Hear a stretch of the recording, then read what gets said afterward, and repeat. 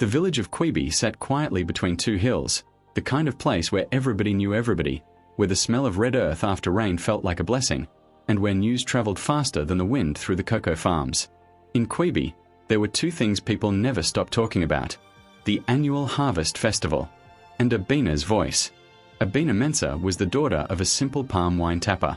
She wore worn-out sandals, carried water on her head every morning before school, and owned exactly 2 church dresses. But when she opened her mouth to sing, the whole village forgot she was poor.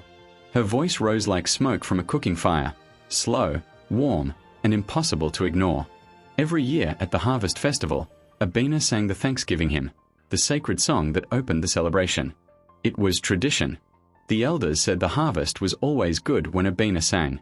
The children said her voice made the mango trees lean in to listen. Her best friend, Adwoa Boateng, had watched her do it every year since they were 7 years old. Adwoa was the daughter of the village headman, which meant she had more than most, but somehow always felt like she had less than Abina. She could farm. She could cook. She could braid hair so beautifully women came from 3 villages away just to sit under her hands. But she could not sing. She had tried. Lord knows she had tried.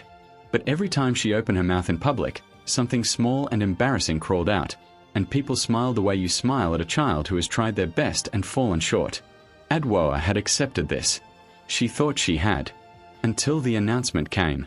The District Cultural Council sent a letter to Quibi that October. The Grand Regional Harvest Competition was coming. 12 villages. 1 stage.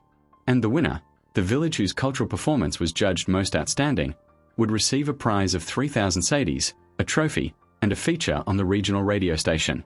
The whole village buzzed. The elders called a meeting under the old neem tree and decided immediately.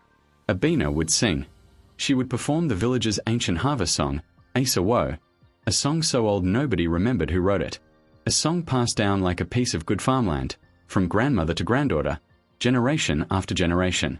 Abina had learned it from her own grandmother before the old woman passed.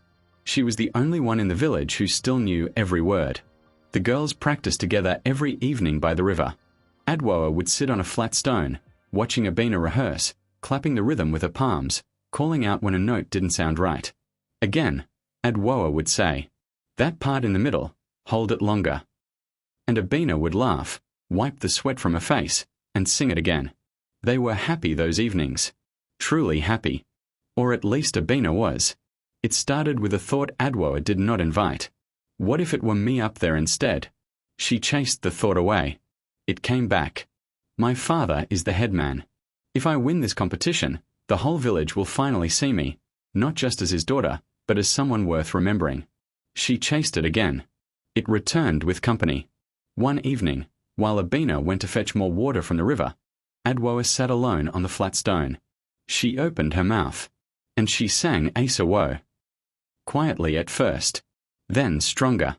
She had heard it so many times she knew every word, every breath, every rise and fall. She wasn't Abina, she knew that. But alone, in the orange light of dusk, with only the river listening. She didn't sound terrible. The idea arrived the way bad ideas always do, dressed like a solution. The registration deadline for the competition required the performing village's name to be submitted to the district office 2 weeks in advance. Adwoa's uncle worked at the district office. Nobody in Quibi knew what she had done until the morning of the competition. They arrived at the district grounds in their finest cloth, the women in bright kente, the men with their traditional smocks, the children running between adult legs with excitement. They had built a whole day around watching Abina shine. Then the announcer called the names. Representing Quibi Village, Miss Adwoa Boateng. Before we continue, do well to like, subscribe, and comment. For more interesting and intriguing stories. Stay tuned, woohoo!